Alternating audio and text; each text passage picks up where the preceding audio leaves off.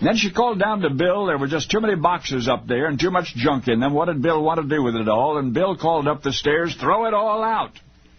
But a few more minutes passed, and Bill's wife said, you'd better come up here and take a look. Well, Bill went upstairs. There on the attic floor sat an old box with a stack of even older phonograph records inside. Bill's wife suggested that at least they listen to some of them before tossing them in the garbage. Bill said, all right. And together they brought the boxes downstairs. And they sat this box down in front of the record player.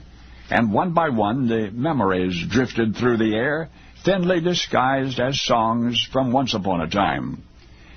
But there was this one record, this one song that jolted Bill from his easy chair and made him just stand there dumbstruck, wide-eyed, motionless, breathless. What was it, his wife asked? And Bill could not speak. Not until the last word was sung and the last note had been sounded, and then Bill told his bride the rest of the story, that once upon a time Bill and his friend Henry were in the music business. Interesting thing was neither of them could read nor write music. Bill and Henry could sing pretty well, but either they'd always known the songs they sang, or they had to learn them slowly, carefully, by listening to somebody else sing them. Well, one day, Bill came to Henry with some good news. Bill, had the opportunity to cut a record with Capitol, but he needed a new song, something really slick to start the record off right. Henry said, I've got just the right thing. But again, the problem was that the only way Bill could learn the new number would be by hearing Henry sing it over and over and over again. So Henry offered to do Bill a favor. Henry, would go down to the recording studio with his guitar. He'd make one of those acetate demonstration discs, and then Bill would have that one and only copy so that he could learn the song. Well, that is what happened. But after Bill recorded the number for Capitol, he threw the demo record with Henry singing on it. He threw that record in a box and forgot about it until 1988, 37 years later.